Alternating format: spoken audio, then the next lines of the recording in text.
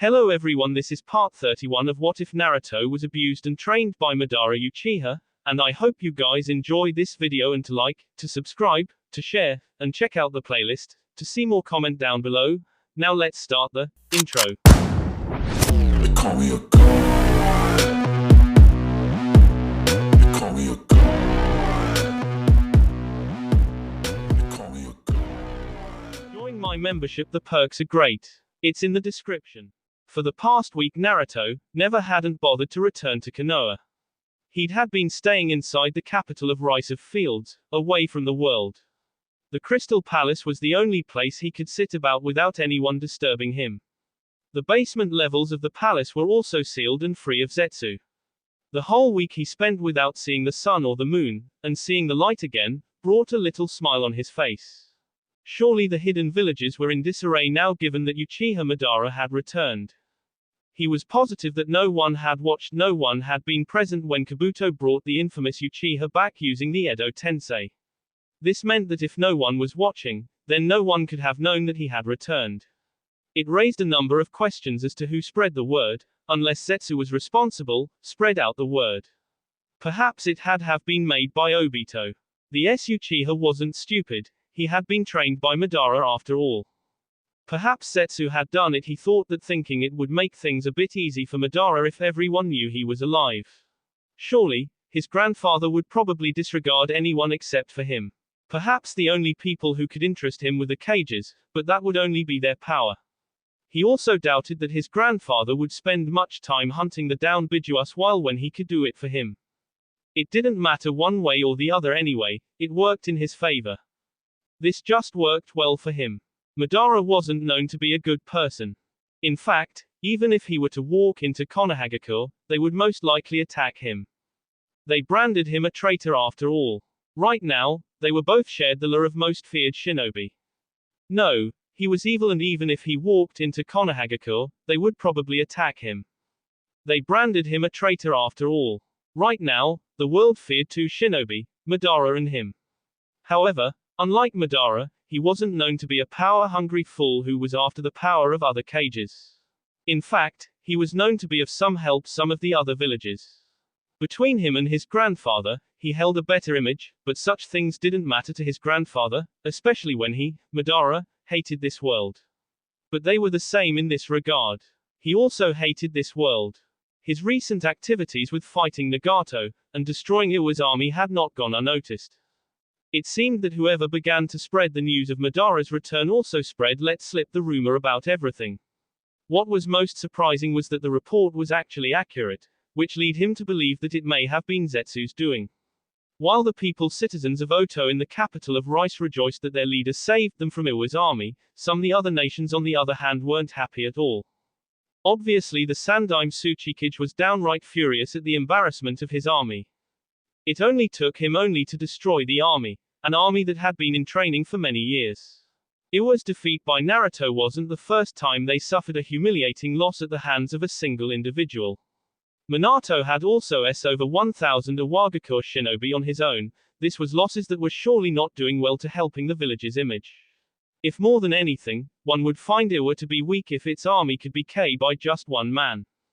Other nations were keeping a critical close eye but at the same time not saying anything.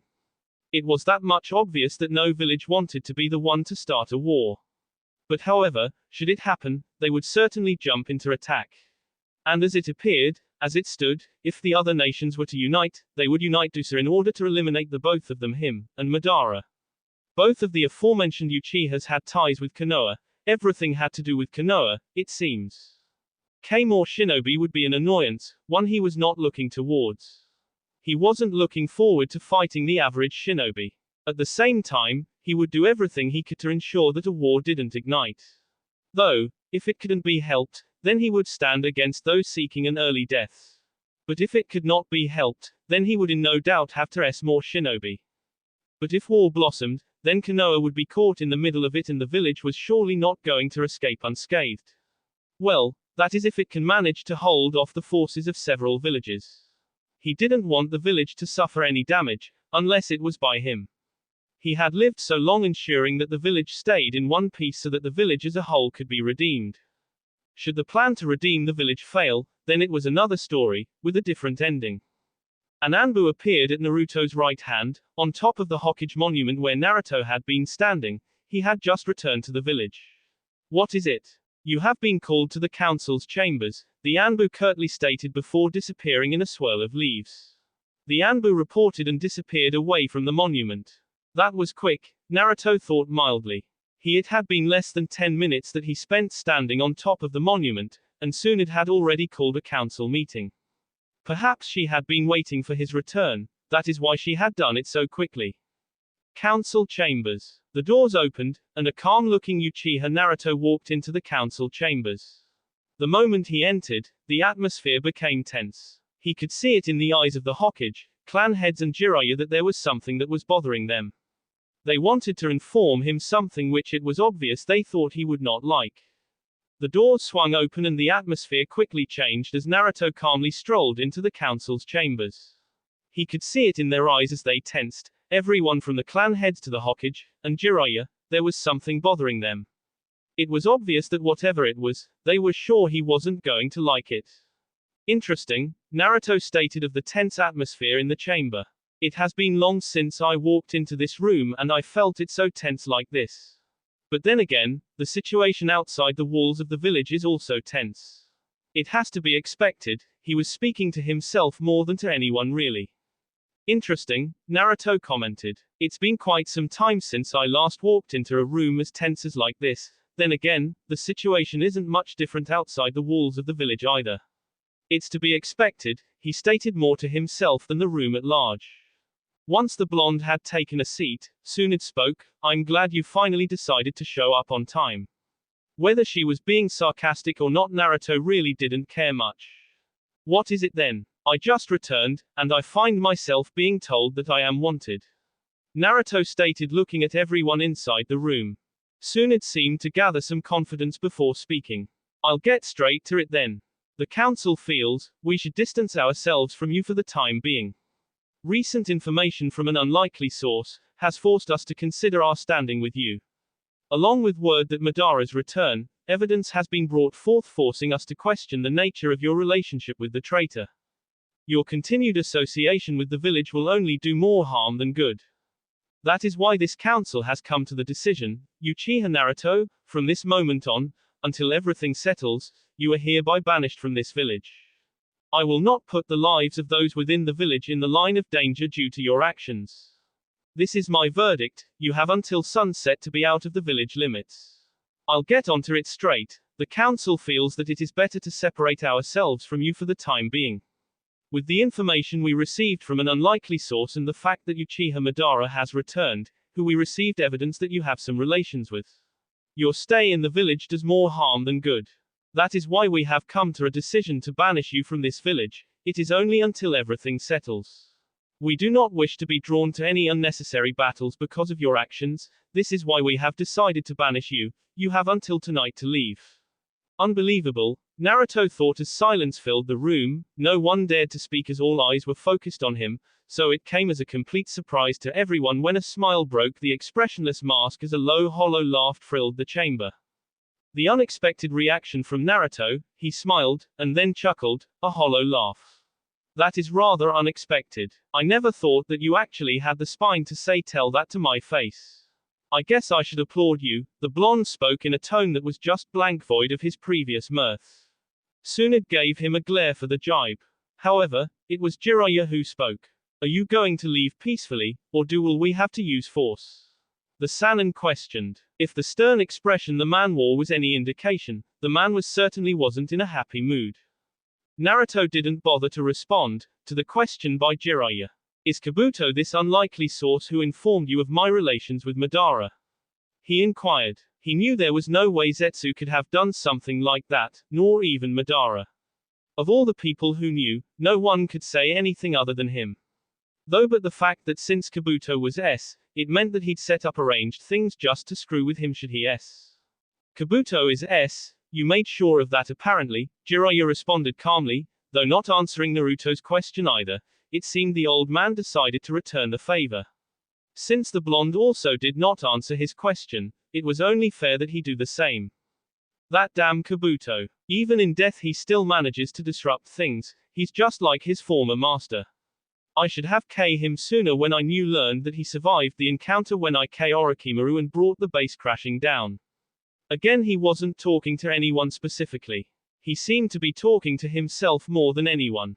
You still have yet to say anything about your banishment, Sume stated, looking straight at his face. As much as indifferent as you are to most things, you can't possibly be indifferent about this. Even she could not be like that. They were practically tossing him to the den of wolves. I doubt he'll make a fuss if things are going his way, Jiraiya muttered a bit bitterly. It was frustrating that Naruto could remain calm like this after having been told that he was being discarded. No doubt about that, Tsunade trailed off stated, agreeing with her former teammate. If Naruto was going to make a fuss, they would deal with it quietly. She had already made preparations in case for everything to deal with the issue if Naruto didn't wish to leave the village peacefully. You're relatively calm about all this, but a few moments ago you were all tense. You had prepared yourselves to deal with any kind of response I would have given if I refused to leave. Then there would be a dance party to enjoy. Naruto paused for a moment before continuing. If I decided to just run along as you all want of me, and I know that's what some of you have wanted for some time, well, you will be planning a life without my aid. You know all that, you know that now we firmly wish for you to leave the village until things settle down. Though we need to know what you intend to do. Shikaku questioned with narrowed eyes, yet the bored expression never left his face. Naruto poked his chin for a moment before responding, this is certainly brave of you. Given our past, one would think that this is just an excuse to finally get rid of me. A tool is only worthwhile when it is useful. When it's no longer useful, it has to be discarded. Not that I am a tool, but that is it's something that Danzo would have said say. You understand that we're not backing away from this, the fifth Hokage stated, knowing aware that the blonde Naruto acknowledged this fact. The question was, how is he going to react? We shouldn't even give him a chance to speak Tsunade. I don't even understand your reasoning why his banishment is only temporary to begin with. We don't need him, he's just trouble, Koharu stated in clear disdain for the blonde. From today on, you are no longer a part of this council, no longer a Konoha shinobi, and you should return the Kyuubi as it belongs to us. Is this clear, boy? Naruto wasn't the least bit amused. What gives you confidence, elder? Koharu kept silent. You think because I'm now banished, I have become weak and without power. Because you have removed me this council, you now think you can. The unexpected happened, Koharu see him off while everyone watched, I do not assume anything. You no longer have any authority in this village, and it would please me greatly if Iwa and Kumo gang up on you and KU. Naruto narrowed his eyes at the fool and spoke in a low growl. Do you know that I can KU right now, and no one would do anything about it? Koharu dared, I would like to see you try, Koharu let the challenge hang. Naruto remained impassive as he looked around the chamber with his Rinnegan. It seems that this chamber has been made bulletproof. With the number of Anbu around this place, amongst other things, it is understandable why you feel so confident, Koharu. It seems you have finally realized the nature of your surroundings, the older woman smirked. Jiraiya resisted the urge to smile when Koharu stated those words. He was the reason that she could speak so arrogantly without any fear. Although it could be said that he went through extreme measures to secure the chamber, he could not see anything else that was enough to guard this place against Naruto's possible wrath. He did not want civilians to be caught up in anything that happens in here. Naruto might not care about them, but everyone else in here cared. Sume looked at Naruto with an impassive gaze. His reaction of this was nothing less of what she had expected of him. But she wondered if Jiraiya's measures were enough. Even though he took notice of his surroundings, he did not appear to be too bothered about it. His look was only telling her that what he was not enough to contain him. The realization made her uneasy. Naruto ignored Koharu for a moment and addressed the others in the room. The fact that you're all just watching the show tells me you're all testing my patience. I doubt any of you, except for Homura, would care if Koharu's. He paused for a moment before continuing, I don't fear of anything that you might have set up in here. However, given your confidence, I have no doubt that it is something nasty. But just remember, I know where you live and can return whenever I feel to any day into this village, and KU, but that would be unlike me. His words were just a proof to assume that Jiraiya's efforts may not have been enough. The uneasy feeling never left her, and looking around at her fellow clan heads, she could see they too had the same thoughts as she did. She just hoped that Naruto did nothing that would require them to take extreme measures. Before Koharu could say anything, Tsunade silenced her. Enough. Came the firm-spoken command. Are you going to leaving peacefully? She questioned, looking straight at Naruto. I will, Naruto responded quietly. This works better for me anyway. He then paused for a moment. Iwa will be hunting me down because of what I did. It's also possible that Kumo will do the same, but with a Wagakur, the village would probably get to go through Konoha in order to get to me. Another war between the villages would arise, and you don't want to involve your children in a war if it can be helped. Tsunade nodded, still in her commanding tone, she spoke. This is what we should have done from the beginning when we learned that you were behind Oto. I thought that things would be manageable, but they're not. And I don't wish to send any of my shinobi to their deaths because of something someone started. It would be been fair if Konoha had started it. You shouldn't color it like that, Tsunade. Boy, what the Hokage is saying, is that you're more trouble than you're worth. You're useless to us now and we no longer need you. It's a pity that after all you went through in your childhood, we have to throw you away like trash. However, it can't be helped, your arrogance is at fault here, and you still haven't responded to my demand towards about the Kyuubi. Again, Koharu spoke arrogantly, while her former teammate shook his head. Given the assurance that Naruto couldn't leave this place unscathed, Koharu was saying all that she wanted. Your preparations in containing me are based on preconceived notions on what you know of my power. You have no hope of containing what you can't understand. I am not invincible, I know that very well, but none of you can defeat me. And on the topic of the Kyuubi, it does not belong to this village. Though if you insist on having it, I'll be more than willing to summon it here, and see if it agrees with you. Naruto paused for a moment to allow the words to sink in. Woman, I have allowed you to speak until now, but that is enough. Continue, and I will watch you burn, slowly. The tone was calm, yet so that everyone except for Koharu knew he was being serious. Uchiha Naruto did not make idle threats after all.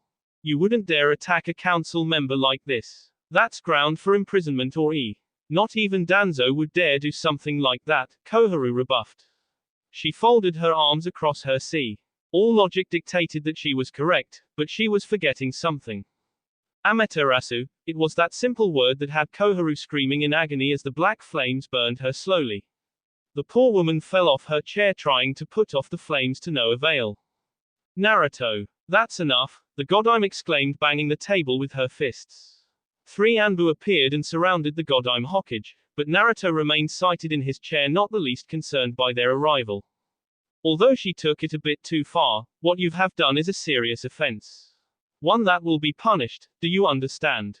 Jiraiya stated in a tone of authority. How boring, Naruto muttered in a mask of indifference. However, Jiraiya, do you think I care?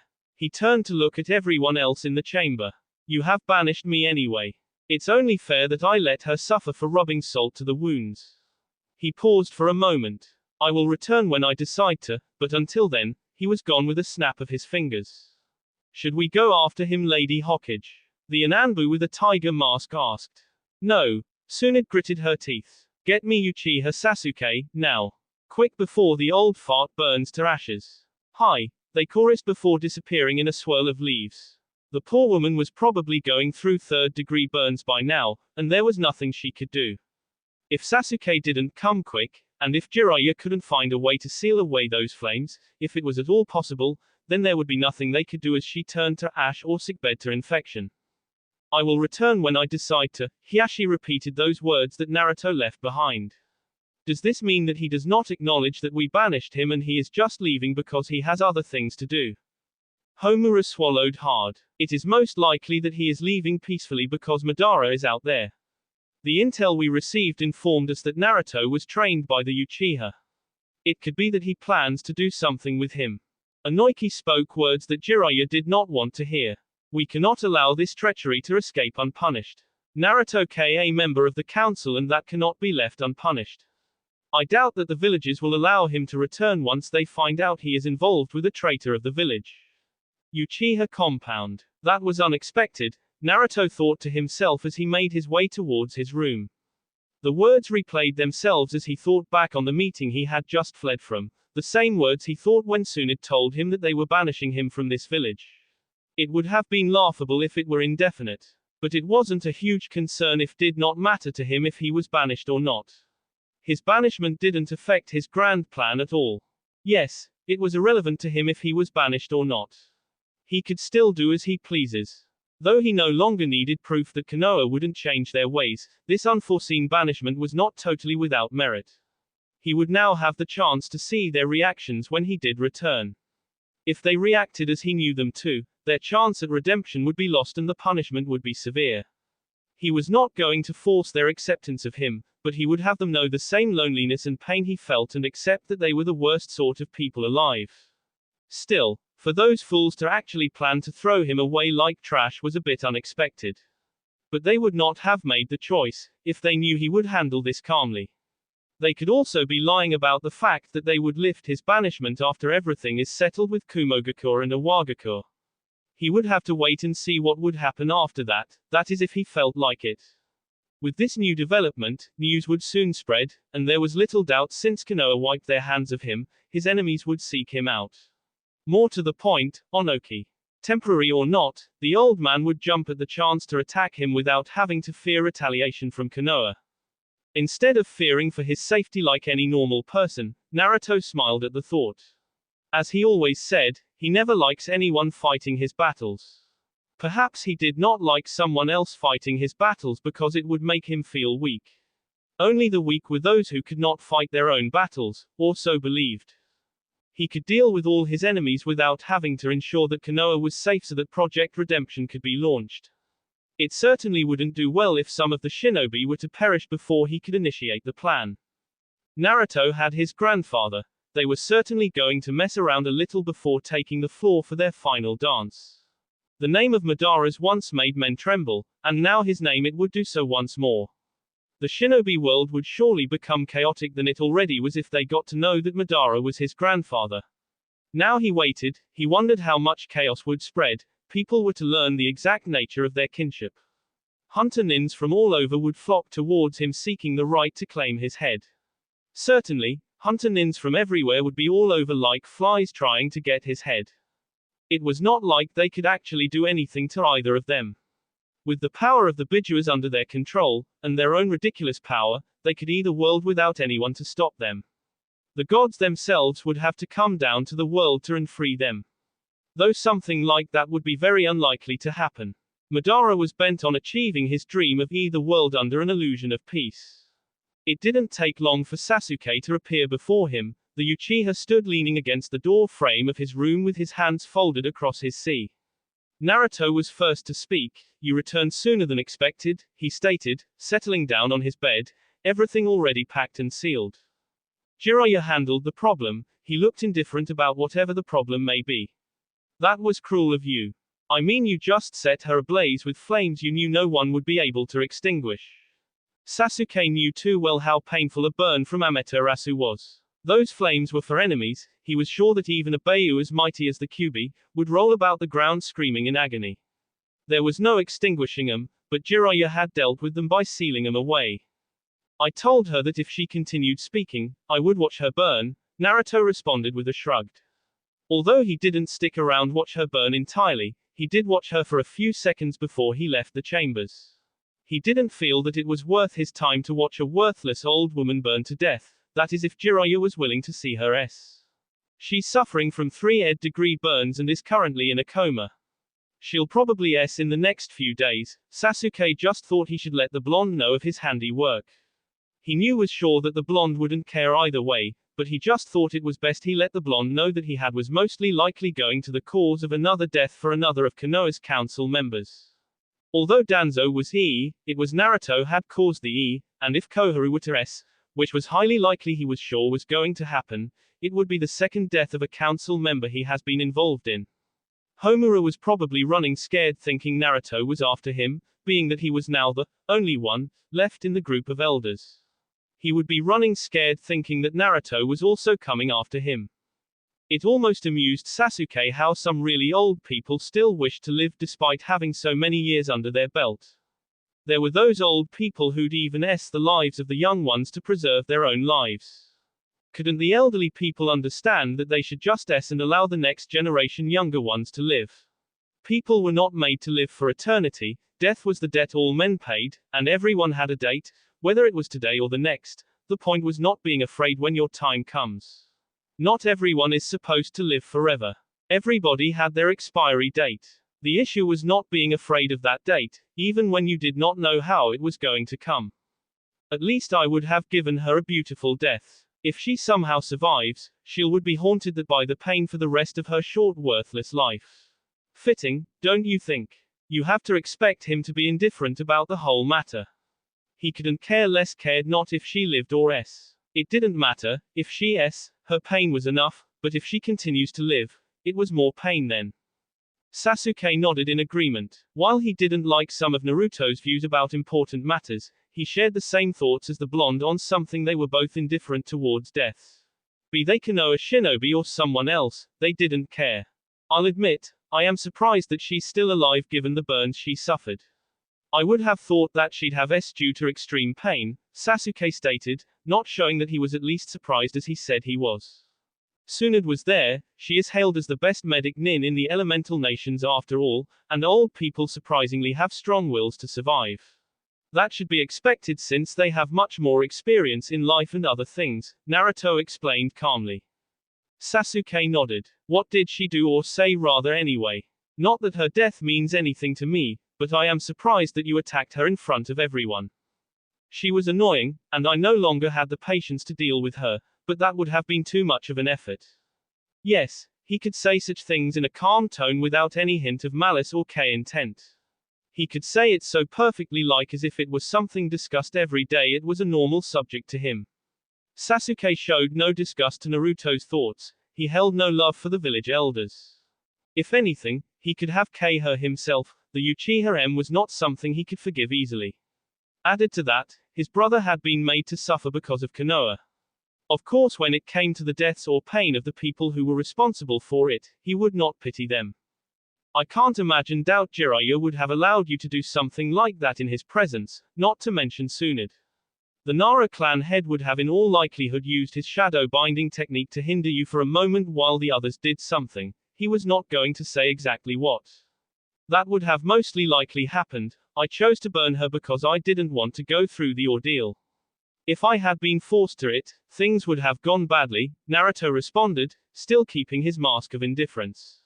Oh, you can make smart decisions that eludes a fight to occur, sarcastic the Uchiha was, but he still kept his expression blank. Sasuke saw no difference in burning Koharu and a fight that would have occurred. Either way, Naruto left a council that was not pleased with him. Naruto didn't respond, nor even acted like he heard him. Sasuke knew that the blonde indeed heard him. Tsunade told me of my banishment. Not so surprising. Why? You have to be specific, Sasuke. I don't have the patience to assume what you're thinking. Naruto spoke, his tone still that of a mask of indifference and his eyes never leaving Sasuke's. I know that for certain Konoha is just throwing you out to avoid getting so that it does not get involved in any of your mess. If Iwa retaliates attacks you for what you did, Konoha will not come and rescue you. They'll allow you to be It doesn't matter if the banishment will be lifted, the fact is that Konoha is see its losses with you because they don't want to be caught up in war. What those leaders have done is literally throw you into the den of lions, with these words, I hope you survive, and I'm sure that some of them wish for your demise. In this situation, out there, no one will be afraid of attacking you knowing now that you no longer have Konoha. Naruto was silent for a few moments before he finally spoke. They are indeed throwing me into a ring so Iwa can do what they please. Despite how they see it, that is the reality, but what is your point, Sasuke? You're obviously not worried about my safety, but you dislike how the village has handled things. I dislike it, but I see the logic in it. With things done this way, it will make sure that there are no unnecessary deaths and Iwa doesn't end up fighting Konoha. If they're smart, they won't even send half the village and army after you, they'll only send elite shinobi, and might even hire mercenaries to avoid losing the bulk of their forces, Sasuke explained, seeing that things would ultimately fall that way if they paid attention to how Naruto has dealt with armies. Sasuke explained. I can see it happening that way. If things happen that way, it'll mean that there won't be battles of any large scale and less destruction to tend to making things interesting. It should also make things a bit interesting, Naruto added, making a slight thoughtful expression for a second. What are you after, Naruto? Given all that Konoha did to you and now this, I don't think anyone would allow this to go unpunished. Even I wouldn't go down without a fight. I would fighting. Given the enemies you've made it can be said that it's not safe for you to be without the backing of Konoha. Sasuke paused for a moment. Unless things are going his way or still manageable, Naruto will leave without a fight. That's what Jiraiya and Shikaku said. What's going according to plan in this picture? Nothing, but I always make contingency preparations for things that may happen against me, unlikely, likely scenarios that may arise. I make precautions for those, except for what I deem impossible. Naruto gave an explanation. Are you making Oto a replacement for Konoha? Not at all, Naruto responded calmly. Oto has its own uses. He just made sure that he was prepared for anything, and this worked better for him, so he had no complaints whatsoever. And should they decide against uplifting your banishment? Sasuke questioned with narrowed eyes. Then, something has to be done about the issue, Naruto stated, standing up. Since I'm going, you'll be in charge, and will take my seat at the council. However, I will still send you those Anbu I told you about. What a way to change the subject, Sasuke thought, eyeing his friend. I figured your responsibilities would fall to me, but it's nothing I can't handle. It will certainly be easier now since you've removed the weeds for me. Sasuke didn't care how it sounded. Your grandfather is back amongst the living, what are you doing about it? Are you asking me if I'll be teaming up with Madara for whatever scheme he comes up with? Naruto asked. Yes, Sasuke responded without even so much as blinking. No, but it would be fun if I did. However, grandfather and I don't agree on certain things, and neither of us can adapt to the ideals of the other. Naruto paused for a moment before looking back at Sasuke. Where is Yugao? She left with Kurenai's team 3 days ago on a mission. She should return before the day's end, Sasuke responded. Naruto hadn't been home for a few days, but he was curious if Yugao would leave with him. I guess I will speak to her later on then, Naruto said, readying to leave. Sasuke spoke before he could do so. What if Konoha doesn't agree with your banishment? Not everyone dislikes and fears you, Sasuke said, watching Naruto carefully so not to miss anything. Naruto's body language gave away nothing for him to read. Soon it would tell Say if they wanted me back, they're more than welcome to follow, they can go after me but they should know if they do, Iwa would come after them too. K their children, destroy their homes, and finish them off. If they use the excuse that I would protect them, she would counter it by saying I should be fine without backing from Konoha, and if I couldn't protect myself, how would I be able to protect them? Naruto disappeared having had his last word. Soon it can actually say that just to shut him up, Sasuke muttered, leaving the room. Capital of Rice. This will have to do, Naruto said to himself as he walked towards the gates of the village that would be his home for the time being, or perhaps forever. He could very well see the gates from this distance. His presence in the village would require a bigger military force to deal with the challenges that will be coming ahead. Iwa now had him in their bingo book, and had placed a hefty sum on for whoever brings his head. Junkies would be coming after him trying to get rich quick by going after his bounty. Some ignorant fools didn't even care if the status of their targets was, flee on sight, or, engage at your own risk. It was trying for the truly desperate. He finally reached the gates. Looking at them, he could clearly see that they lacked some crystal and there were some obvious holes in its defense, and needed to staff more Anbu in guard rotation. If he was going to do this, he would not be sending the current Anbu to training, and aside from the 50 that had returned to the village, he would have to recall the remaining 100. The others would stay for a month or so. Their residence had yet to be finished, he couldn't bring his men without homes prepared for them to rest, but if they could finish quickly, they would all return.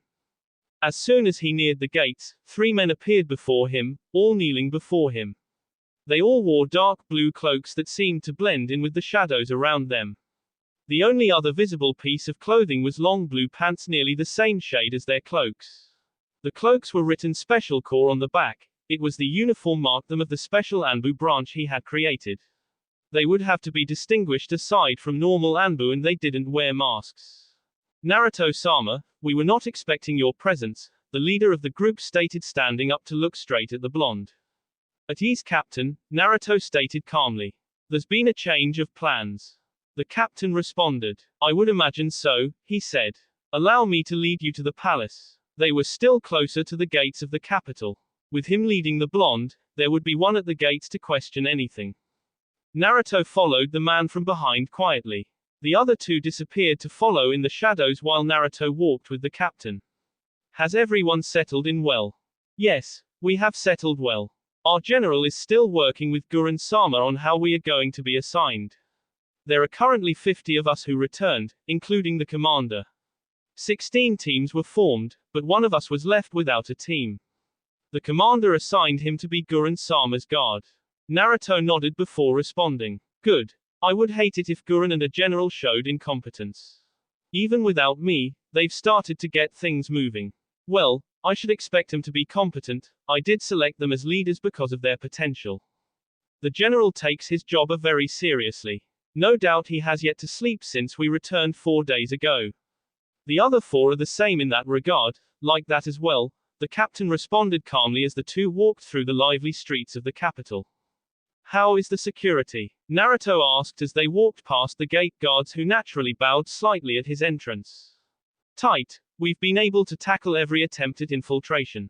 We know of everything that occurs near the village, and the general wanted to speak with the commander of the Anbu to have him assign a few of his men to watch over the borders so we would know whoever enters the country. Not a bad plan, Naruto stated, as some people waved at him while walking towards the palace. He saw a young girl walking about the streets. She seemed really happy, but she was walking barefooted. It was obvious that not everyone had money enough to buy whatever they wanted within the capital. Ever since I returned here, I've seen that girl walking around the streets with that same smile.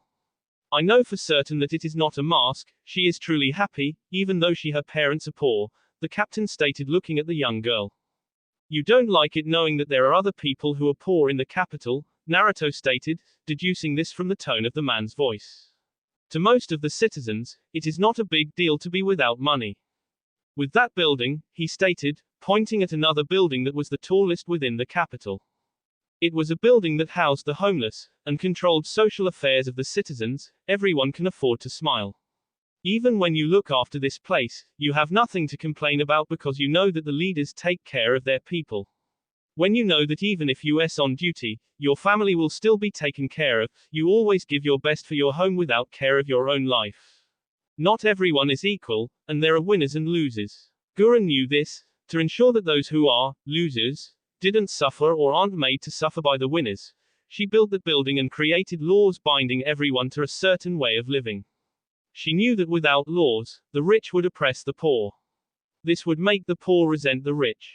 If it came to that, hatred, jealousy, and greed would be birthed within this place. But when those officials in those buildings teach the rich humility and encourage them to give to the needy, the poor learn to appreciate the rich and smile with them. When this is done regularly, an understanding is born, and people learn to live with each other. Though not everyone is willing to understand, that is where the law comes. There is also no corruption within the capital.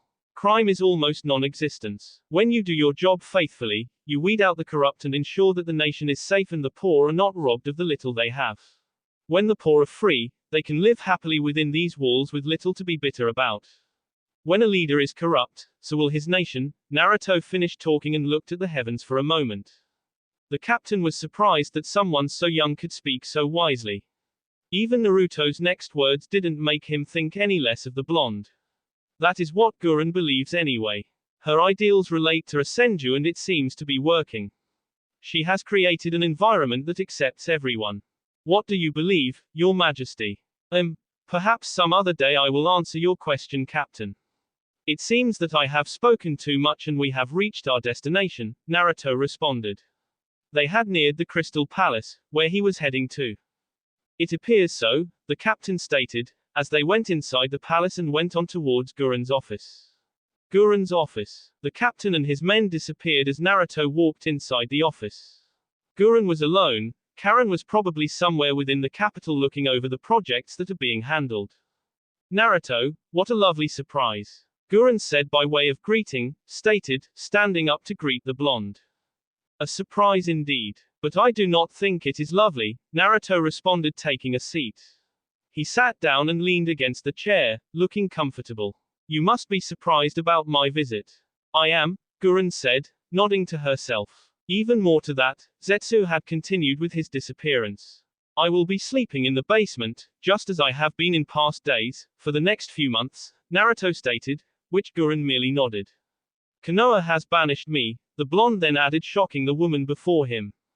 Ungrateful bastards, she hissed. We will not allow this to go unpunished. You cannot let them throw you away like trash because things are tough. It is unacceptable. Naruto merely waved his hand dismissively. It is okay, Gurren. I will still return to Konoha when I choose to. The banishment means nothing. It still does not change the fact that they are spitting me out like a gum that has lost its taste. Gurren nodded in agreement. No matter what you do, if they considered you one of them, they would have never banished you. I know for certain that I would stand by my men and never betray their trust, as long as they have not done anything wrong. Those bastards are just scared, and in order to save their own skins, they are throwing you out.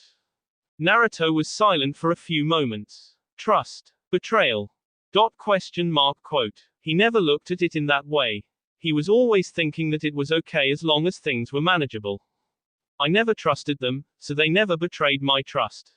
I was a shinobi of Konoha, one of the leaders, and because things weren't looking too bright, they have decided to see their losses with me.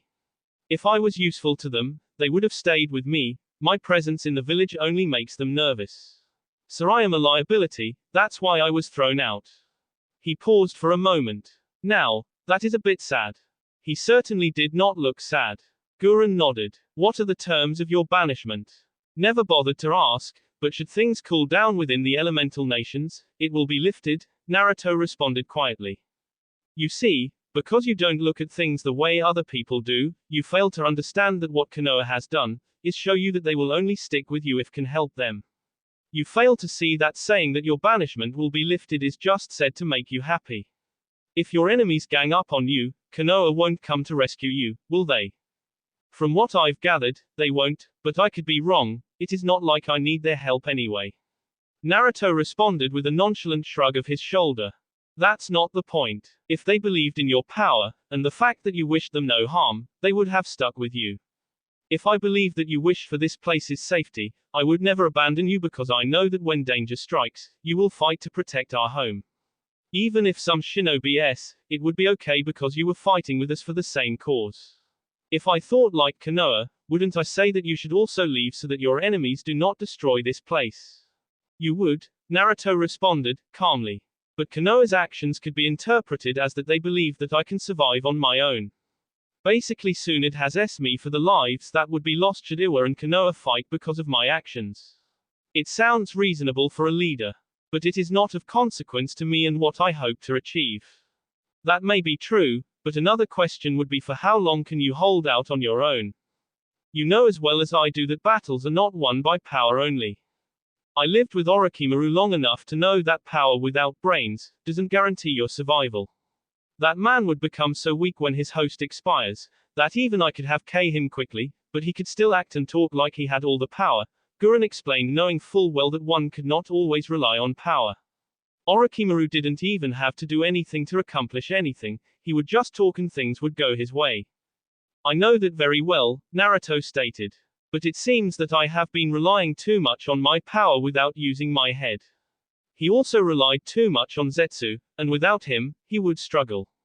It was good that he had realized that flaw earlier and attempted to fix it. I have noticed, Gurren said carefully. Your banishment will shock the world. Those who favor you won't be happy. They'll only see as an act of betrayal, and may abandon Konoha. An example is Kiri, they are tied to Konoha because of you, with you gone, and the alliance may crumble since I'm certain Kiri benefits little from Konoha. It will be so unless I convince them otherwise, or Konoha comes up with something to convince them that they are not only abandoning me because of my enemies. Naruto said, knowing that something believable would have to be said to convince otherwise. Gurren nodded. I suspect they would say you did something unforgivable to be given for forgiveness, and added to your enemies, they might even look good. Naruto took a thoughtful pose for a moment. I did set a council member on fire before I left.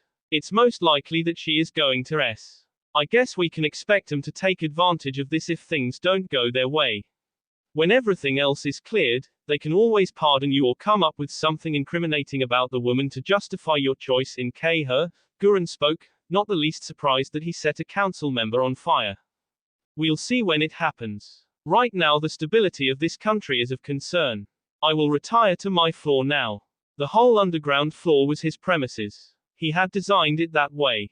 Oh, before I forget, there is a guest. Who? Princess Kayuki. She's currently residing in a hotel. She had some troubles since her life was being targeted by someone. I've already sent a team on it to remove the problem. When they return, she will be able to leave. Naruto nodded. Suddenly this place has become small. I was thinking of extending it anyway. He was talking to himself than to Gurren. Get me the man who built this place. I want 2 more underground floors added, and 2 more above. I also wanted this place to be extended. I was also thinking of enlarging it. This place does not even have a personal training ground. It would be great if we had one. She was sure that Yukimaru would love to train here. She also needed to relieve some stress at times. Get it done, Naruto stated, leaving the office. After Naruto left, Gurren was left to her thoughts. He did not feel as cold as the other times, she muttered quietly. Later that day, Konoha. Tsunade gulped down her sake before enjoying the burning sensation in comfortable silence. She looked at her former teammate sitting across her. They were at a bar within Konoha, just the 2 of them. They did this sort of thing where when the situation called for it. Right now, the situation called for them to share a few drinks, and get the day over with as they wait for tomorrow when the storm finally comes. The news of Naruto's banishment was so far kept a secret, only for today it would stay so long enough for them to do damage control. It was only the council members and Anbu who knew of this situation. The rest of the villagers had yet to be told about it. But tomorrow morning though, they would come to know about the events that have happened today. Everyone within the village would know, and so would the rest of the elemental nations.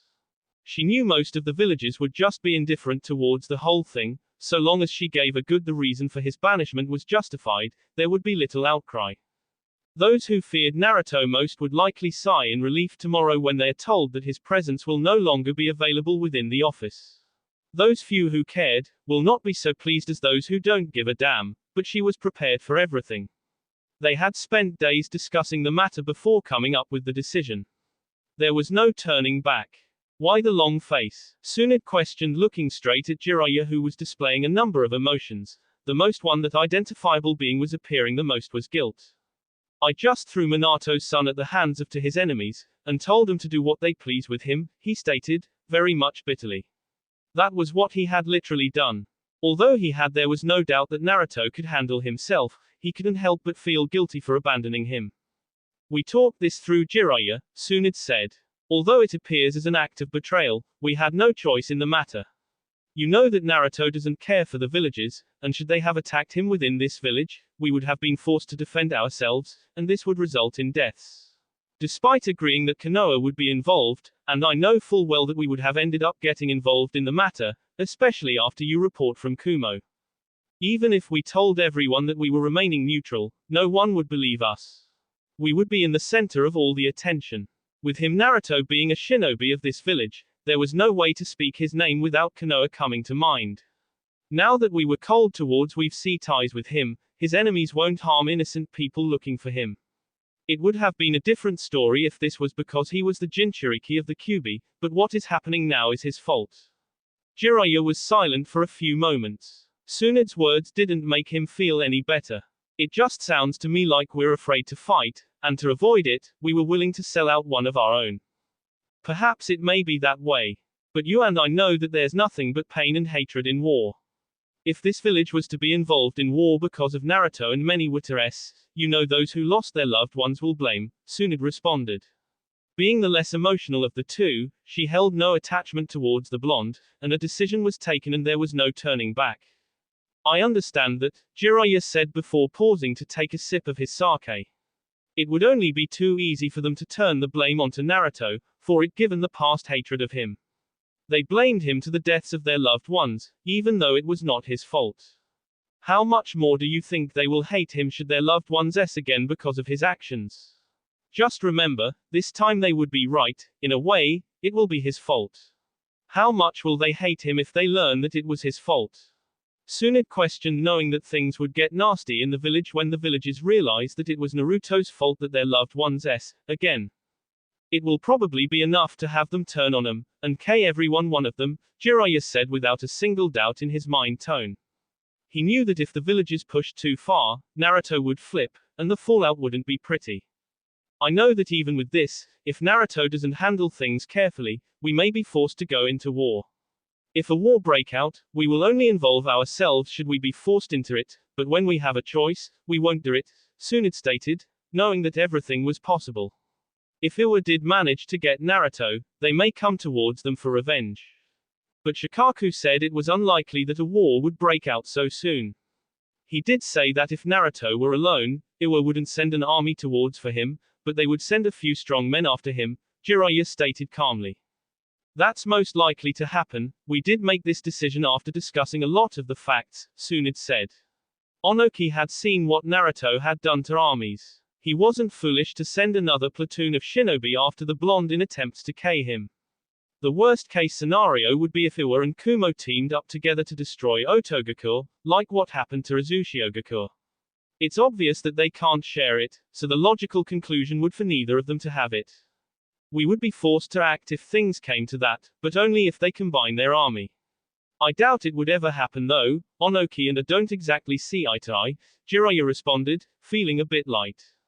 Tsunade nodded, there's only a little small chance of that happening, and if it does, it would be a miracle. The Godime smiled slightly at her own choice of words. I just hope we made the right choice and this won't come back to bite us. I hope so too, Jiraiya said, shaking his head slightly.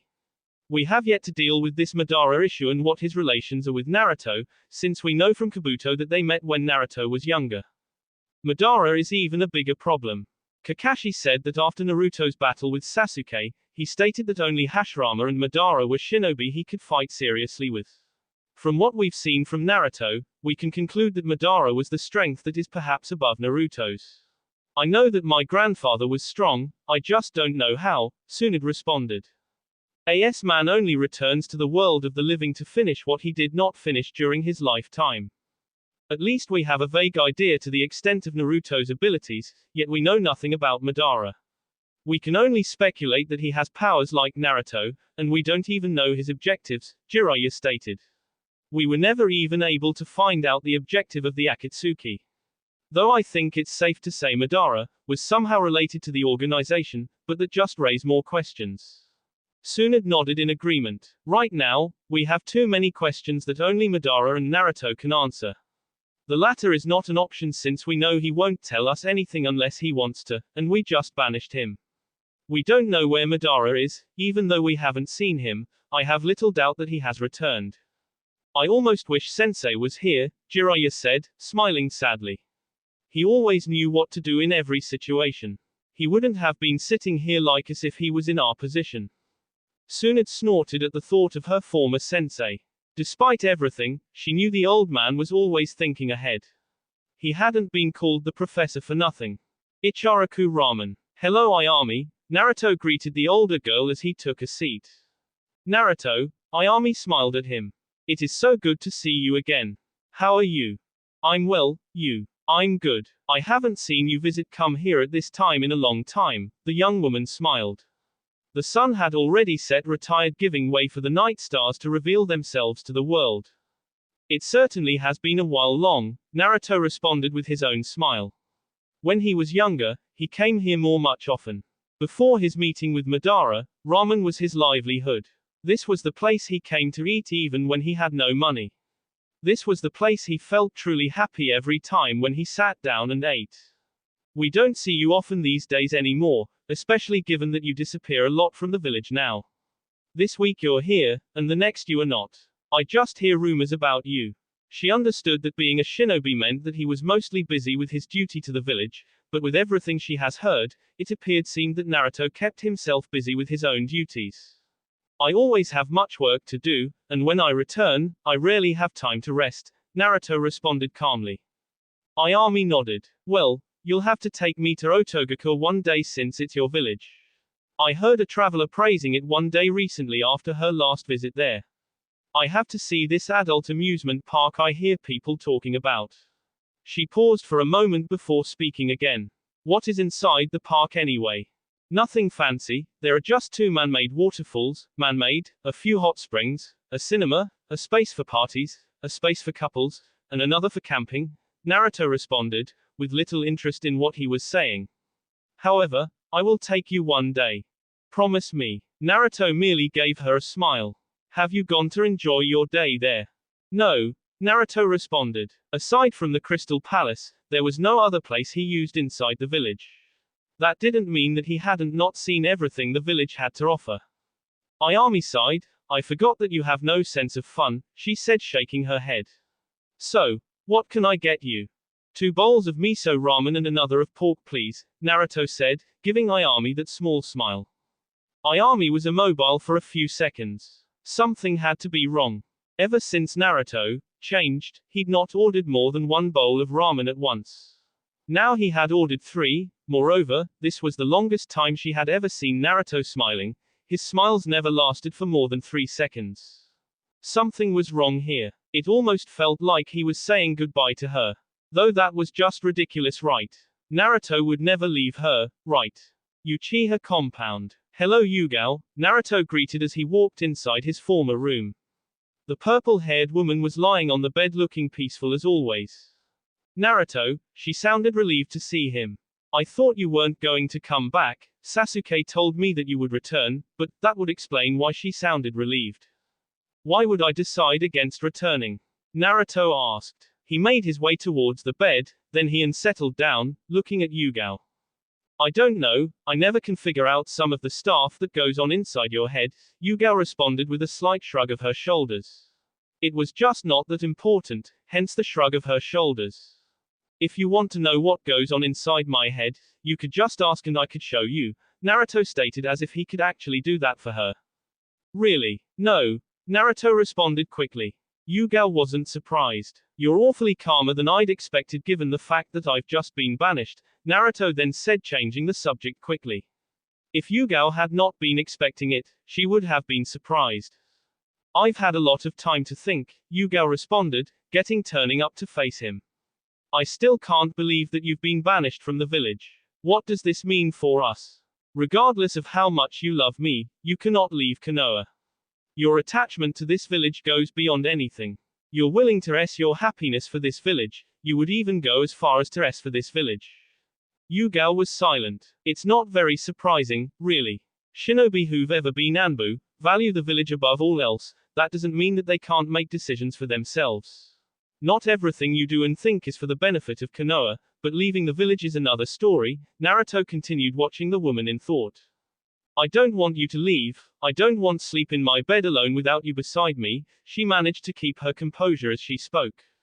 After tonight, there's a possibility that we'll never sleep in the same bed again, it was a possibility. Things had fast-tracked with the return of Madara. He could not enjoy his humanity when his grandfather was staring down at him. So you are leaving me. It appears so, but know that you will always be in my heart, Yugao. If things are handled quickly, you may end up living with me at my village, Naruto offered a smile as he spoke. Yugao pulled Naruto towards her and lay on her back. Will you stay with me for the night? She pulled him in for AK. She had missed the touch of his lips, feeling the warmth his warm breath gave to her skin. The thought of him leaving caused a wave of emotions to hit her, some she couldn't even explain. She wanted to feel the warmth of his body. She wanted him if only for one last time. Sure. Naruto responded with a small smile as he settled atop of Yugao. That will be all for this video, be sure to like, subscribe, share, and comment down below for more videos, goodbye.